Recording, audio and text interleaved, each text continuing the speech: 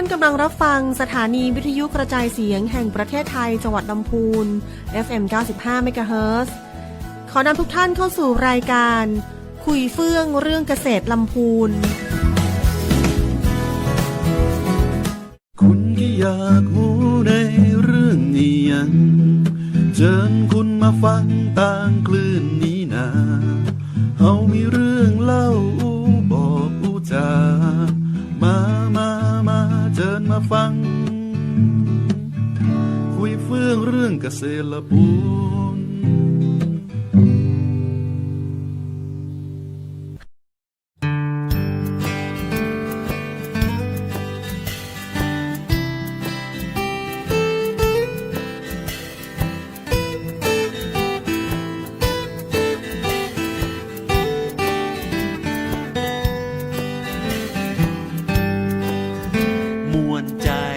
ม่วนอกม่วนใจ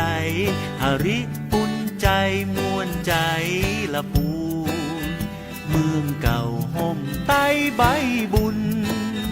เมืองนี้มีน้ำละปูนลำพูนเก่าเน่านานปัง300 ปีป่ายหนุ่มเล่าสาวงามรองเรืองเมืองเนื้อกระเดืองเลื่องลำใหญ่บอกไกลบอกไก่เจียงใหม่สงบห่มเย็นเป็นไปอาริพุนชัยนี่ไงละปูแถวงานส่งน้ำพระธาตุไปวัดพระบาทตากผ้าทำบุญน้ำตกก็เมืองลีละปูเจ้าแม่จามเทวีที่เถิดทูลไว้สาครูบาเจ้าตนบุญครูบาศรีวิจัยเป็นดีใครชวนน้องไปเตอะไปแอวไปซอกจิ้มลำใหญ่พระรอดคลังพระฝ้ายงามน้ำพวงใสเจ้าละปูนพร้อมต้อนรับด้วยน้ำใจมาเร็วไวมาม่วนใจละปู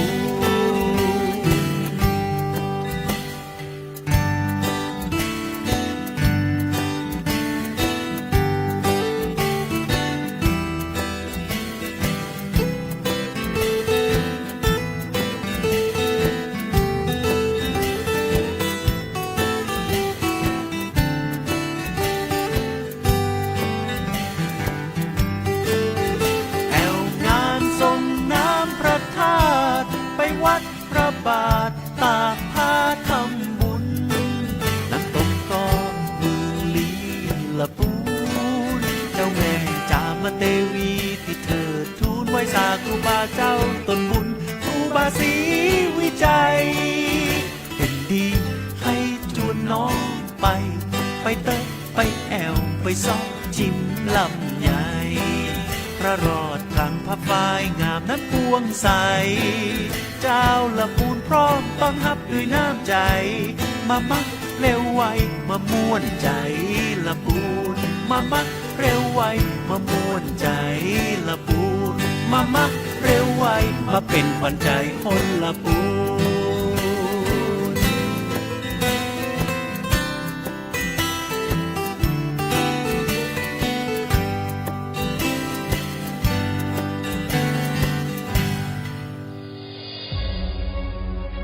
สวัสดีค่ะปรัชญา นุสวรรณและนี่คือคุยเฟื่องเรื่องเกษตรลำพูนออกอากาศทางสถานีวิทยุกระจายเสียงแห่งประเทศไทย FM 95 เมกะเฮิรตซ์ทุกวันเสาร์เวลา 17 นาฬิกาถึง 18 นาฬิกาวันนี้ทุกคนอยู่กับปรัชญา นุสวรรณนักวิชาการส่งเสริมการเกษตรชำนาญการพิเศษสำนักงานเกษตรอำเภอลีค่ะทุกคนคะภาคการเกษตรคือกระดูกสันหลังของเศรษฐกิจไทยมาอย่างช้านานแต่ปัจจุบันนี้กำลังเผชิญกับความท้าทายรอบด้านตั้งแต่ความผันผวนของสภาพอากาศภาษีทรัมป์ที่ปั่นป่วนเศรษฐกิจที่ซบเซากำลังซื้อที่หดหายปัญหาการขาดแคลนแรงงานและเทรนด์ผู้บริโภคที่เปลี่ยนแปลงไม่จบสิ้นถึงเวลาแล้วค่ะที่เราต้องมาช่วยกันปฏิรูปแนวทางการทำการเกษตรการเกษตรฟ้าฝนที่พึ่งพาโชคชะตาและประสบการณ์เก่าไปสู่เกษตรแม่นยำที่ขับเคลื่อนด้วยเทคโนโลยีแห่งอนาคตอย่างปัญญาประดิษฐ์ หรือ AI และ Big Data Bangkok AI Week 2025 ได้จัดเสวนา Precision Farming AI for the Future of Food ด้วยการรวบรวมผู้เชี่ยวชาญจากแวดวงนวัตกรรมเพื่อการเกษตรได้แก่ ผู้ช่วยศาสตราจารย์ดร.วิศวัฒน์ สมนวล อาจารย์ภาควิชาพฤกษศาสตร์คณะวิทยาศาสตร์มหาวิทยาลัยมหิดลและผู้ร่วมก่อตั้งบริษัท Advanced Green Farm จำกัดคุณอุกฤษ อุณหเลกะประธานคณะกรรมการบริหารและผู้ร่วมก่อตั้งบริษัท Recount ประเทศไทยจำกัดคุณสันติอาภากาศ CEO and Co-founder of TestBud Lab BioBuddy and Future Food Network ได้ร่วมกันชี้แจงถึงความท้าทายโอกาสและแนวทางที่จะนำพาภาคเกษตรกรรมของไทยไปสู่ความมั่นคงและความยั่งยืนอย่างแท้จริงสำนักข่าว The Standard ได้รวบรวมประเด็นที่น่าสนใจจากเวทีนี้ในหลายๆประเด็นวันนี้เราจะมาชวนคุยกันเกี่ยวกับเรื่องนี้ค่ะทุกคนคะในวันที่โลกเดินหน้าแต่เกษตรกรยังไม่รู้ว่าจะปลูกอะไรแม้ว่าประเทศไทยเราจะมีองค์ความรู้ด้านการเกษตรที่สืบทอดกันมานานแต่ก็ไม่เพียงพออีกต่อไปเมื่อปัจจัยแวดล้อมเปลี่ยนแปลงไปอย่างสิ้นเชิงทั้งความต้องการของตลาดที่เปลี่ยนที่ดินและสภาพอากาศที่ไม่เหมือนเดิมรวมไปถึงการเกิดขึ้นของพืชเศรษฐกิจใหม่ๆทำให้การทำการเกษตรที่อาศัยเพียงแค่ประสบการณ์เก่ากลายเป็นความเสี่ยงและนำไปสู่วงจรของการขาดทุนที่ไม่สิ้นสุดค่ะหนึ่งในปัญหาที่สำคัญที่สะท้อนภาพความเปราะบางของเกษตรกรไทยก็คือคำถามที่ว่าเราจะปลูกอะไรกันดีซึ่งก็จะเห็นได้จากปรากฏการณ์ที่เกษตรกรจำนวนมากมักจะตัดสินใจลงทุนเพาะปลูกตามกระแสไม่ว่าจะเป็นผำกล้วยด่างหรืออินทผลัมโดยขาดข้อมูลที่รอบด้านเพียงพอพวกเราหลายคนถึงกับต้องนำเงินเก็บทั้งชีวิตหรือกู้หนี้ยืมสินมาลงทุนด้วยความหวังแต่ว่าสุดท้ายแล้วต้องเผชิญกับความเสี่ยงมหาศาลเลยล่ะค่ะปัญหาต่อมาคือฟ้าดินแปรปรวนและปัญหาคนยุคใหม่ที่ไม่สืบทอดงานเกษตรปัญหาต่อมาคือฟ้าดินแปรปรวนและปัญหาคนยุคใหม่ที่ไม่สืบทอดงานเกษตรนอกจากการตัดสินใจเลือกพืชเพาะปลูกแล้วเกษตรกรอย่างพวกเรายังต้องเผชิญกับปัจจัยที่ควบคุมไม่ได้โดยเฉพาะการพึ่งพาดินฟ้าอากาศที่นับวันจะทวีความรุนแรงขึ้นเพราะระบบชลประทานของไทยเรายังไม่ครอบคลุมพื้นที่การเปลี่ยนแปลงของสภาพภูมิอากาศโลกทำให้การคาดการณ์ปริมาณน้ำฝนเป็นไปได้ยากนอกจากนี้นะคะอายุเฉลี่ยของเกษตรกรไทยเราในปัจจุบันนี้ยังสูงถึง58ปีสะท้อนภาพให้เราเห็นว่าเรากำลังขาดแคลนเกษตรกรในวัยกลางคนและกำลังขาดแคลนแรงงานในภาคการเกษตรเนื่องจากคนรุ่นใหม่เข้าสู่ภาคการเกษตรน้อยประกอบกับประเทศไทยเรากำลังก้าวเข้าสู่สังคมผู้สูงอายุสิ่งที่จะมีผลตามมาในภาคการเกษตรก็คือคุณภาพแรงงานและผลิตภาพค่ะเป็นปัญหาเชิงโครงสร้างที่สำคัญโดยเฉพาะอย่างยิ่งเราเป็นภาคการผลิตที่ใช้แรงงานเข้มข้นสูงและยังคงมีระดับผลิตภาพต่ำนอกจากนี้นะคะยังส่งผลถึงการพัฒนาทางเศรษฐกิจของครัวเรือนเกษตรซึ่งคิดเป็นเกือบ1 ใน 3ของประชากรไทยเราด้วยค่ะในขณะที่ต้นทุนที่แพงที่สุดของการทำการเกษตรกว่า 50% ก็คือค่าแรงงานทำให้ภาพรวมของภาคการเกษตรไทยกลายเป็นภาคธุรกิจที่มีความเสี่ยงสูงแต่ว่าให้ผลตอบแทนต่ำสาเหตุหนึ่งที่คนรุ่นใหม่ไม่สนใจจะสืบทอดอาชีพนี้นอกจากจะมองว่าเกษตรกรคือชนชั้นรากหญ้าไม่มีศักดิ์ศรีทัดเทียมกับอาชีพอื่นในสังคมก็ยังมีในเรื่องสวัสดิการที่ให้กับภาคการเกษตรรายได้ต่ำและขาดปัจจัยการผลิตหรือทุนในการผลิตคนรุ่นใหม่บางคนไม่มีความสนใจแต่มีที่ดินบางคนไม่มีที่ดินแต่มีความสนใจดังนั้นการจะดึงให้คนรุ่นใหม่เข้ามาในภาคการเกษตรจึงเป็นเรื่องท้าทายอย่างยิ่งของพวกเราค่ะยิ่งไปกว่านั้นนะคะเกษตรกรรมไทยในอนาคตอาจจะเข้าสู่ยุคระบบอัตโนมัติโดย AI จะสั่งการให้อุปกรณ์อย่างเช่นสปริงน้ำรดน้ำหรือโดรนพ่นยาทำงานตามเงื่อนไขที่กำหนดซึ่งจะเข้ามาแก้ไขปัญหาการขาดแคลนแรงงานภาคเกษตรได้อย่างตรงจุดค่ะในเบรกหน้าเราจะมาคุยกันเกี่ยวกับเรื่อง AI กับการเกษตรของไทยว่า ความฝันที่เราเคยฝันกันไว้จะกลายเป็นจริงด้วย AI ได้หรือเปล่าเดี๋ยวเจอกันเบรกหน้าค่ะ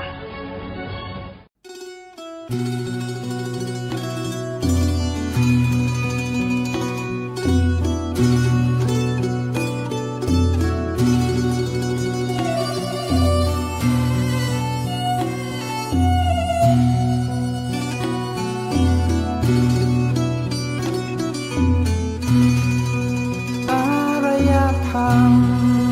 อันเก่าแก่งดงามแท้แม่จา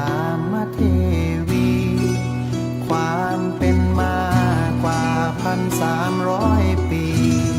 เมืองโบราณนี้คือนครหริพูนชัย ทรงคุณค่าทางวัฒนธรรม งามล้ำน้ำใจคนยอง เมืองลำพูนนี้เป็นเมืองทอง มีกระเทียมลำไยเป็นหัวใจของเรา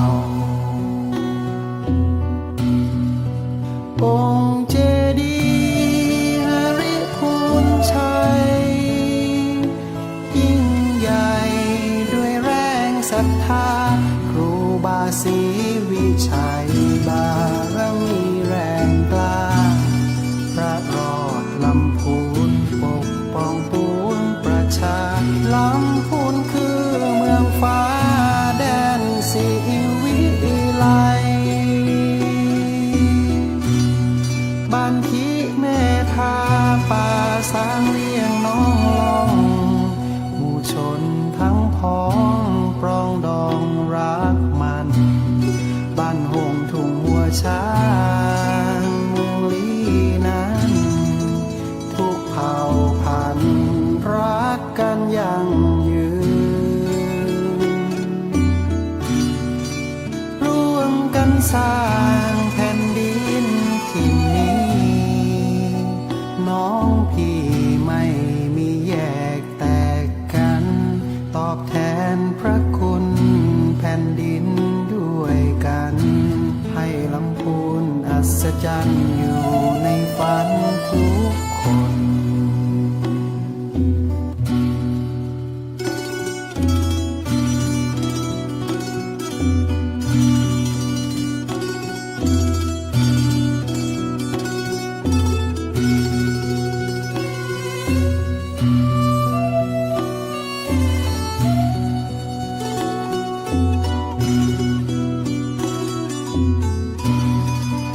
องค์เจดีย์หริพูนชัย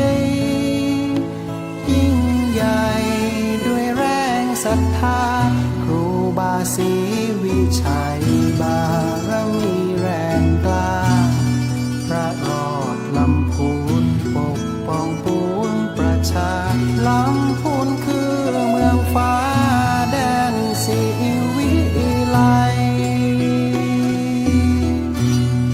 บ้านที่แม่ทา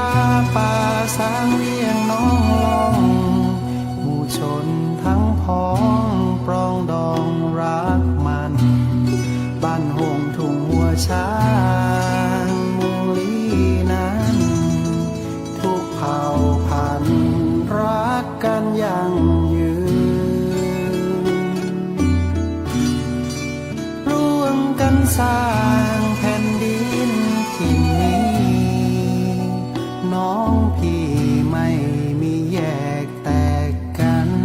ตอบแทนพระคุณแผ่นดินด้วยกัน ให้ลำพูนอัศจรรย์อยู่ในฝันทุกคน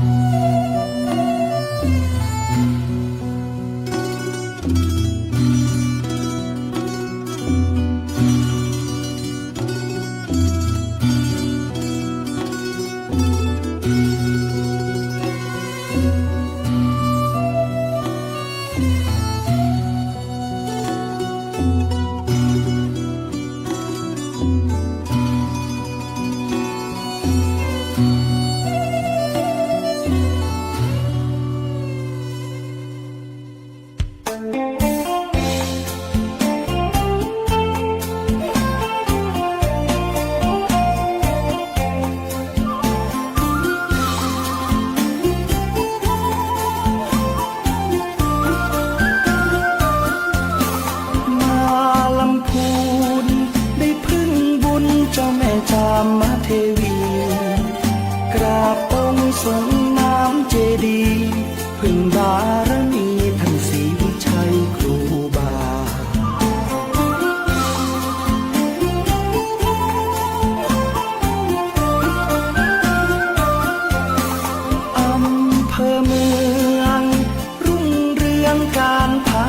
นา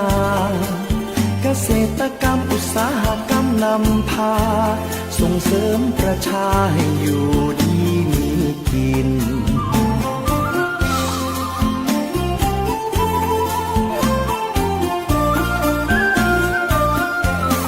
ชมป่าสางชะเง้อพลางนวลนางโสพิน ทอผ้าเมืองรุ่งเรืองอาชิน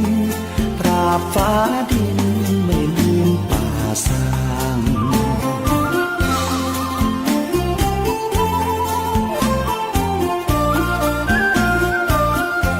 บ้านโฮงเจริญเพลิดเพลินแมกไม้ริมทางปลูกกระเทียมกะหล่ำปลีมีสตังค์น่ารักจังหน้ามนต์คนบ้านเฮา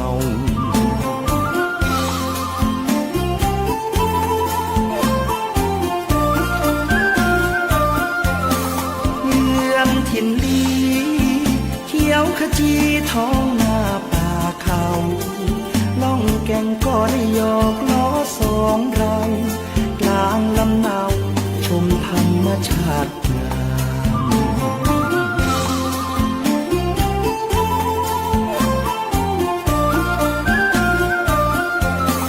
ทุ่งหัวช้าง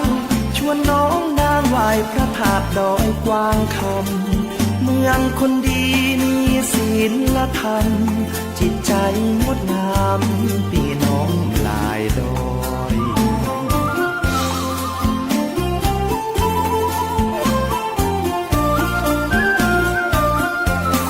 ถิ่นแม่ทา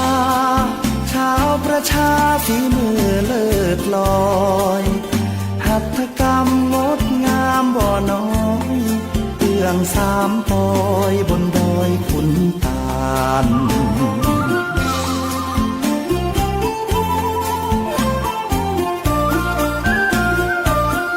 บ้านที่เมืองทอง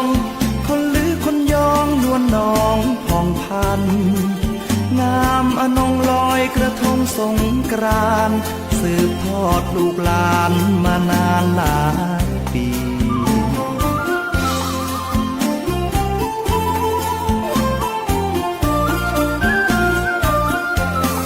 ไป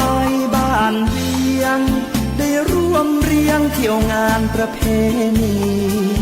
ร่วมขบวนแห่ไม้กำสรีน้องล่องคนใจดีเขามีเมตตา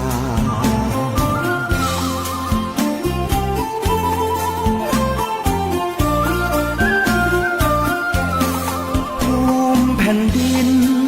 นวมินทร์มหาราชาคนลำพูนเทิดทูนศรัทธา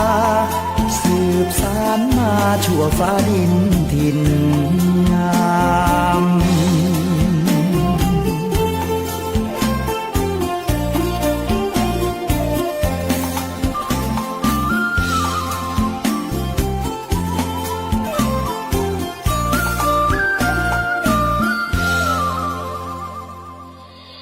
กลับมาเจอกันในช่วงที่ 2 ของคุยเฟื่องเรื่องเกษตรลำพูนค่ะ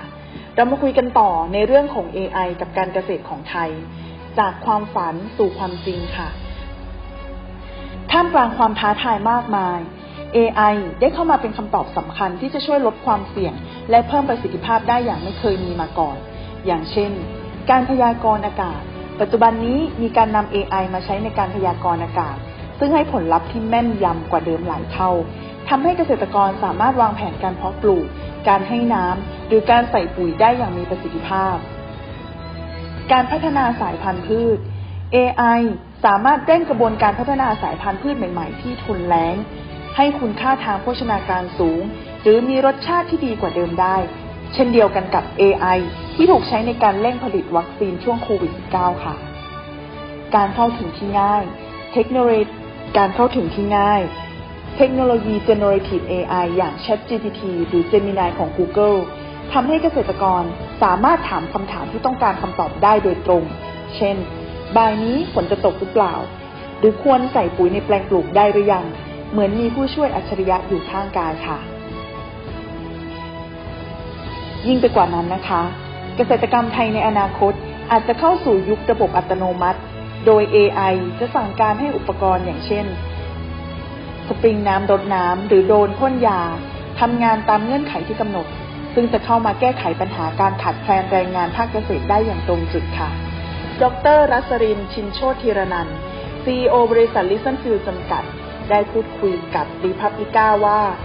ในยุคที่เทคโนโลยีก้าวกระโดดหลายคนอาจจะมองว่าเกษตรกรกับเทคโนโลยีเป็นเรื่องที่เพ้อฝันเกษตรกรมีหน้าที่ในการปลูกใส่ปุ๋ยและกำจัดศัตรูพืชเท่านั้น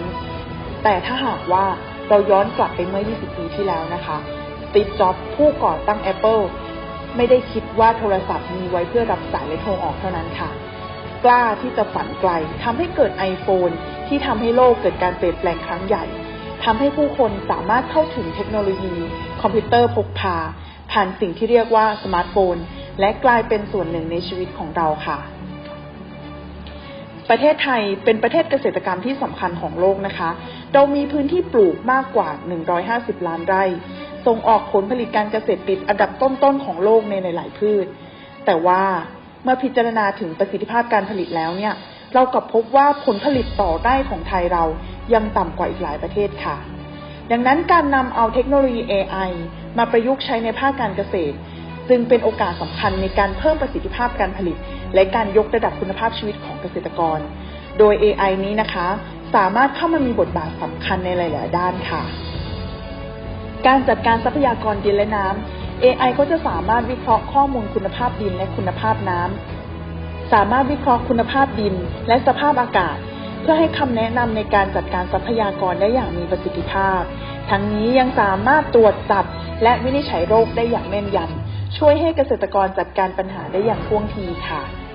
AI ยังช่วยในการเพิ่มผลผลิตวางแผนการเพาะปลูกและการใช้ปุ๋ยอย่างมีประสิทธิภาพและการเก็บเกี่ยวให้ได้ผลผลิตสูงสุดการทำการตลาดและการจัดการห่วงโซ่อุปทาน AI ก็ช่วยได้นะคะช่วยในการคาดการณ์ความต้องการของตลาดและการจัดการขนส่งให้มีประสิทธิภาพแล้วนอกจากนี้นะคะก็ยังสามารถนำเอาข้อมูลมาประกอบการตรวจสอบย้อนกลับถึงแหล่งที่มาการผลิตตลอดจนประเมินการปล่อยก๊าซเรือนกระจกได้ด้วยค่ะแต่ไม่ว่าจะยังไงนะคะเราก็ต้องไม่ละเลยการแก้ไขปัญหาพื้นฐานด้านโครงสร้างได้แก่ที่ดินแหล่งน้ำและการพัฒนาโครงสร้างพื้นฐานด้านข้อมูลเพราะว่าจะเป็นรากฐานสำคัญในการพัฒนาภาคเกษตรกรรมไทยในอนาคตได้ค่ะการนำ AI มาประยุกต์ใช้ในภาคการเกษตรไทยไม่เพียงแต่จะช่วยเพิ่มประสิทธิภาพการผลิตเท่านั้นนะคะยังเป็นโอกาสสำคัญในการสร้างเสริม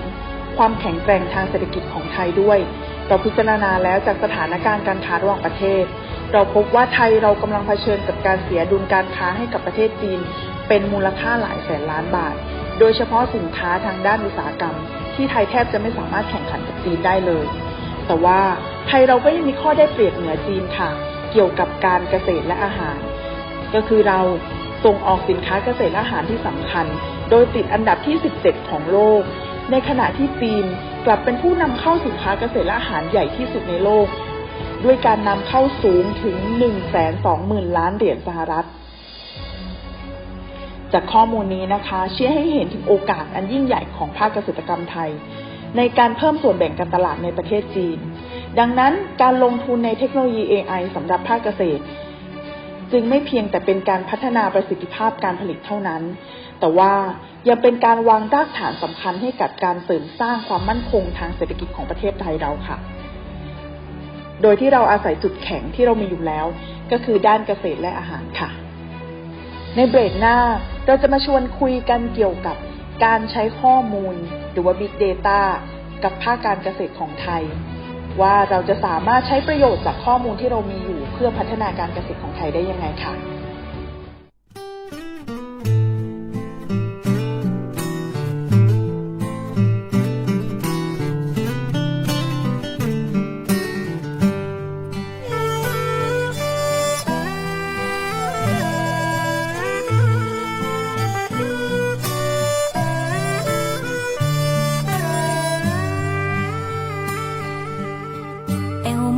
ละปูนอิ่มบุญอุ่นฮัก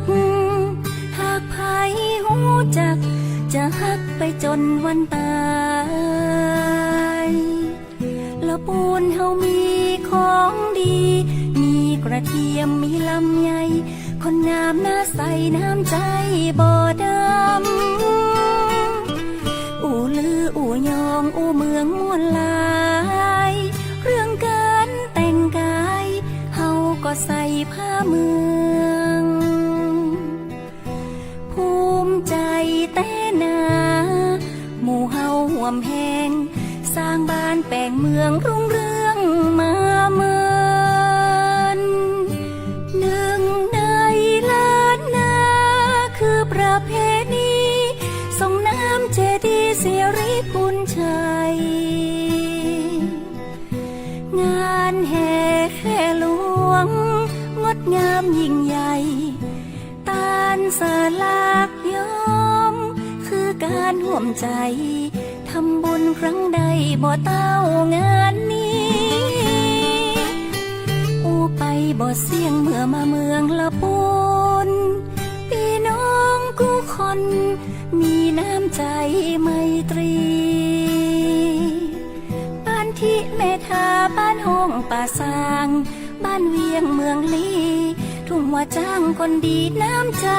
งดงาม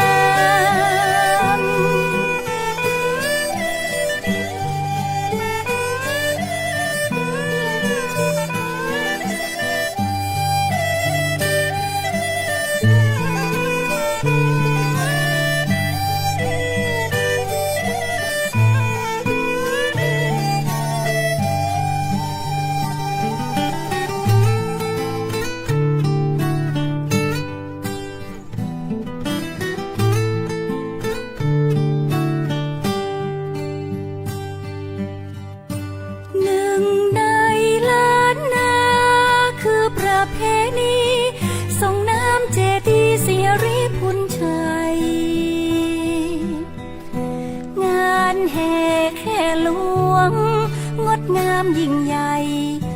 ตานสลากย้อมคือการร่วมใจทำบุญครั้งใดบ่เต้างานนี้อูไปบ่เสี่ยงเมื่อมาเมืองละปูนพี่น้องกู้คนมีน้ำใจไมตรีบ้านทิเมทาบ้านห้องป่าสางบ้านเวียงเมืองลีทุ่งว่าจ้างคนดีน้ำใจงดงาม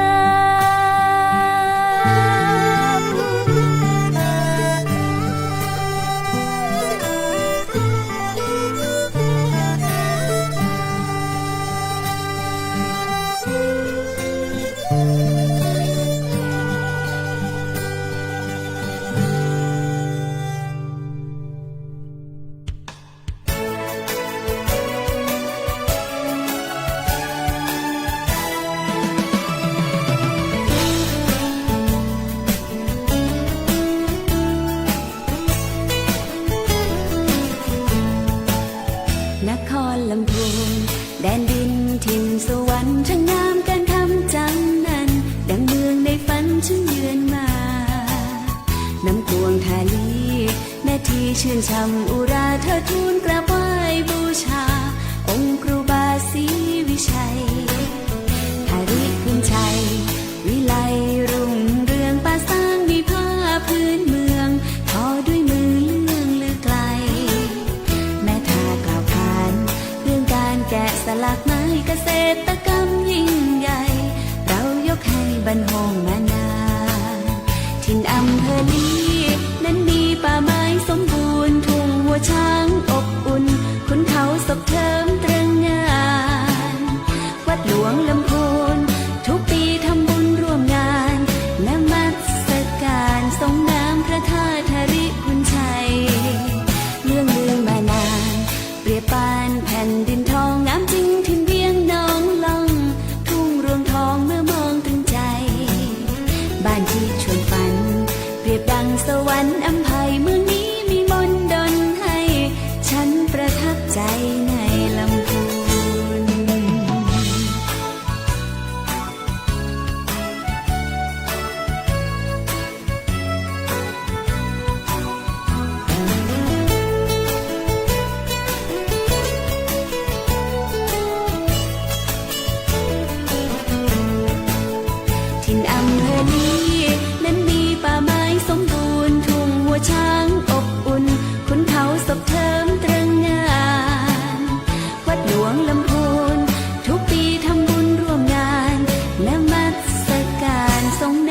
ธาธริพุนชัย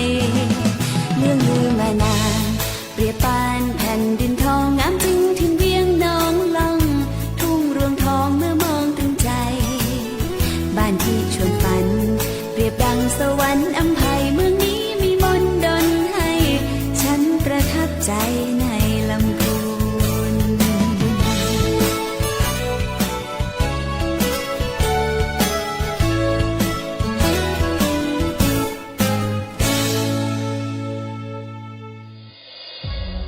กลับมาเจอกันในช่วงสุดท้ายของคุยเฟื่องเรื่องเกษตรลำพูนค่ะเรามาคุยกันต่อในเรื่องของการใช้ Big Data สำหรับระบบเกษตรไทยในปัจจุบันนี้นะคะความท้าทายที่ใหญ่ที่สุดในวันนี้คือการขาดแคลนข้อมูลแม้เกษตรกรรมจะเป็นมรดกทางวัฒนธรรมแต่กลับไม่มีข้อมูลที่เก็บไว้เป็นระบบทำให้เป็นไปได้อีกว่าใน2 ปีข้างหน้าในวันที่ต้นทุนการเทรน AI ถูกลงมากแล้วเราจะไม่มีข้อมูลที่ดีพอสำหรับการไปฝึกฝน AI ทำให้เสียโอกาสมหาศาลในการนำ AI มาใช้ในภาคเกษตรกรรมก็คือทางรอดที่จำเป็นอนาคตของประเทศไทยแต่ว่าเทคโนโลยีก็เป็นเพียงแค่เครื่องมือค่ะแต่หัวใจสำคัญที่สุดอย่างแท้จริงก็คือระบบนิเวศที่แข็งแกร่งความยากจนและการติดอยู่ในวงจรยิ่งปลูกยิ่งจนในภาคเกษตรของไทยก็คือหนึ่งในปัญหาที่สั่งสมมานานจนหลายคนคิดว่าคงไม่สามารถที่จะเปลี่ยนวงจรชีวิตของเกษตรกรไทยได้แล้วจากเวทีนี้ได้เกิดคำถามขึ้นอย่างมากมายนะคะการเกิดขึ้นของเทคโนโลยี Big Data และองค์ความรู้ใหม่ๆได้เปิดโอกาสและความเป็นไปได้ในการแก้ไขปัญหาปลดล็อกข้อจำกัดเดิมๆช่วยให้เกษตรกรที่จะตัดสินใจลงทุนเพาะปลูกตลอดจนการเก็บเกี่ยวผลผลิตได้ดียิ่งขึ้นผ่านเครื่องมือที่ช่วยตอบคำถามสำคัญทั้ง6ข้อได้แก่เราจะปลูกอะไรปลูกเมื่อไหร่เลือกปุ๋ยยังไงดูแลแปลงยังไงเก็บเกี่ยวผลผลิตเมื่อไหร่แล้วก็จะขายที่ไหนเทคโนโลยี Big Data จะเข้ามาปฏิวัติวงการเกษตรในอนาคตด้วยการนำข้อมูลจำนวนมหาศาลมาวิเคราะห์เพื่อเพิ่มประสิทธิภาพในการผลิตลดต้นทุนและสร้างความยั่งยืนให้กับภาคเกษตรกรรมหลายคนคงสงสัยนะคะว่า Big Data ในภาคการเกษตรคืออะไร Big Data ในภาคเกษตรก็คือการรวบรวมและวิเคราะห์ข้อมูลจำนวนมากจากแหล่งข้อมูลต่างๆเช่นเซ็นเซอร์โดรนดาวเทียมข้อมูลการตลาดเพื่อให้ได้ข้อมูลเชิงลึกที่ช่วยในการตัดสินใจของเกษตรกรค่ะสำหรับประโยชน์ของ Big Data ในปัจจุบันนี้นะคะนอกจากจะช่วยในการวางแผนการผลิตได้อย่างแม่นยำโดยพิจารณาจากข้อมูลสภาพอากาศชนิดของดินปริมาณน้ำและข้อมูลต่างๆที่เกี่ยวข้องตัว Big Data เองยังช่วยในการจัดการทรัพยากรข้อมูลช่วยให้เกษตรกรสามารถจัดการทรัพยากรต่างๆได้อย่างมีประสิทธิภาพเช่นการใช้น้ำอย่างประหยัดการใส่ปุ๋ยอย่างเหมาะสมและการป้องกันศัตรูพืชค่ะ Big Data จะช่วยเพิ่มผลผลิตในการวิเคราะห์ข้อมูลเชิงลึกเพื่อช่วยให้เกษตรกรสามารถเพิ่มผลผลิตทางการเกษตรได้อย่างมีนัยสำคัญผลไปถึงการจัดการทรัพยากรได้อย่างมีประสิทธิภาพการวางแผนการผลิตที่แม่นยำจะช่วยลดต้นทุนในการผลิตได้อย่างมากและที่สำคัญนะคะ Big Data จะช่วยให้เกษตรกรเข้าใจความต้องการของตลาดสามารถวางแผนการตลาดได้อย่างมีประสิทธิภาพรวมไปถึงช่องทางขายออนไลน์ด้วยค่ะนอกจากนี้นะคะในเวทีเสวนา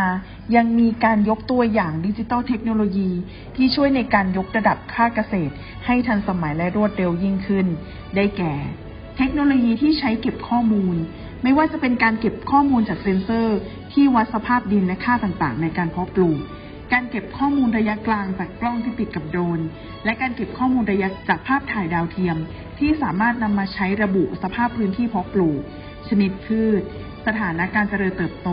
และปัญหาต่างๆได้ละเอียดขึ้นถึงระดับการเพาะปลูกของเกษตรกรค่ะข้อมูลขนาดใหญ่หรือว่า Big Data ที่เรากำลังพูดถึงนี้นะคะจะสามารถสะท้อนถึงรายละเอียดของสภาพภูมิอากาศสภาพภูมิประเทศและการทำการเกษตรในระดับแปลงของเกษตรกรทั้งในปัจจุบันและย้อนหลังไปในอดีตในทุกๆพื้นที่ทั่วประเทศทำให้สามารถเข้าใจปัญหาและความต้องการที่แตกต่างกันของเกษตรกรได้ Internet of Things ที่สามารถเชื่อมโยงของการทำงานเครื่องวัดและอุปกรณ์ต่างๆทางการเกษตรเข้าด้วยกันผ่านเครือข่ายอินเทอร์เน็ตและสมาร์ทโฟน ทำให้สามารถสั่งงานการทำกิจกรรมการเกษตร เช่น การรดน้ำใส่ปุ๋ยตามเวลาและปริมาณที่กำหนดได้อย่างแม่นยำโดยไม่ต้องใช้คนและสามารถติดตามสภาวะการแก้ไขปัญหาต่างๆในแปลงเพาะปลูกได้อย่างรวดเร็ว Mobile Technology ที่ช่วยเชื่อมต่อเกษตรกรเข้ากับการตลาด ผู้ขายปัจจัยการผลิต ผู้บริโภค เจ้าหน้าที่รัฐรวมไปถึงระหว่างเกษตรกรด้วยกันเอง จะช่วยให้เกษตรกรสามารถช่วยสร้างการเข้าถึงข้อมูลความรู้ เช่น ราคา พยากรณ์อากาศ และวิธีการแก้ไขปัญหาพืชได้อย่างง่ายและรวดเร็ว ในต้นทุนที่ต่ำลงค่ะ การพัฒนา AI Cultivator แรงงานเกษตรยุคใหม่ ไร้คน เป็นตัวพลิกเกมของวงการเกษตรค่ะ Smart Farming ถูกใช้ผสมผสานกับภาคการเกษตรมาหลายปี แม้จะดูเหมือนถูกใช้เป็นตัวหลักในภาคเกษตรอุตสาหกรรมขนาดใหญ่มากกว่า หรือว่าเห็นกันตามแปลงเกษตรอินทรีย์และแปลงเกษตรแนวทดลองที่ใช้ระบบ Internet of Things ควบคุมทุกอย่างผ่านระบบอินเทอร์เน็ต นักพัฒนาเชื่อว่า AI Cultivators จะสามารถช่วยปฏิวัติวงการเกษตรได้ยังไง เขาบอกอย่างนี้ค่ะเจ้าตัวนี้จะสามารถทำงาน 24 ชั่วโมงทุกวัน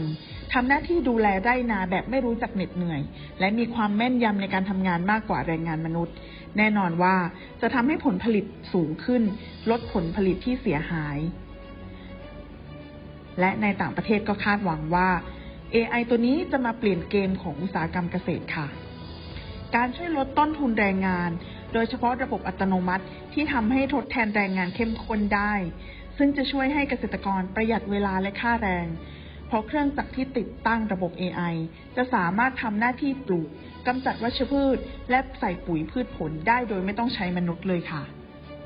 สำหรับประโยชน์ทางด้านสิ่งแวดล้อมนะคะเราจะสามารถตั้งโปรแกรมที่มีความแม่นยำในการวิเคราะห์พืชผล AI จะถูกออกแบบให้หลีกเลี่ยงการใช้ยาฆ่าแมลงและปุ๋ยเคมีในพื้นที่ที่ไม่ต้องการได้ค่ะแต่ว่า AI ตัวนี้นะคะก็ยังอยู่ในช่วงของเริ่มต้นของการพัฒนาแล้วก็เราคาดหวังว่าจะมีศักยภาพพอที่จะเป็นส่วนหนึ่งในการปฏิวัติอุตสาหกรรมเกษตรของไทยได้และถ้าเราทำสำเร็จนะคะก็จะมีการใช้อย่างแพร่หลายแล้วก็เข้าสู่ยุคใหม่ของการเกษตรที่ขับเคลื่อนด้วย AI เพื่อนำมาแก้ปัญหาแรงงานภาคการเกษตรที่กำลังขาดแคลนในประเทศไทยได้ค่ะ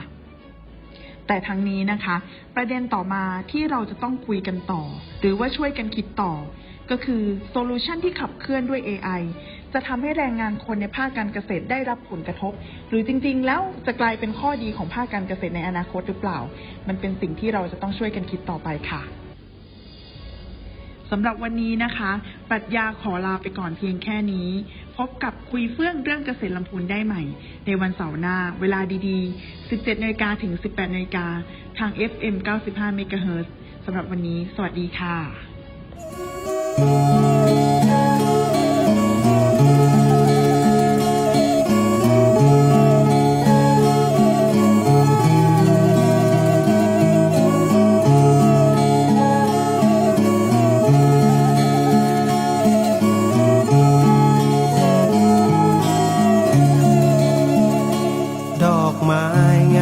ซึ้งใจเมื่อยามเห็นแสงจันทร์งามเด่นเมื่อยามส่องเหล่านกการ่อนทลาดูหน้ามองหมู่พมรทั้งพ้องดูงามตาเธอเป็นหญิงที่งดงามยิ่งนักยามเธอยิ้มช่างน่ารักเกินบรรยายมีความงามทั้งร่างกายและจิตใจยามใกล้ใกล้หลงไหลไม่รู้เลยเธอเปรียบเป็นนางฟ้าที่ล้ำค่ายิ่งกว่านางใดด้วยผลบุญมาแต่ชาติปางไหนสวรรค์คงเป็นใจให้เธอสาวงามลูกแม่จามเทวีสาวลำพูนเมืองที่อยู่แดนไกลใครเห็นต่างซาบซึ้งตรึงใจ จะไม่ลืมนางในใจนางนี้เลย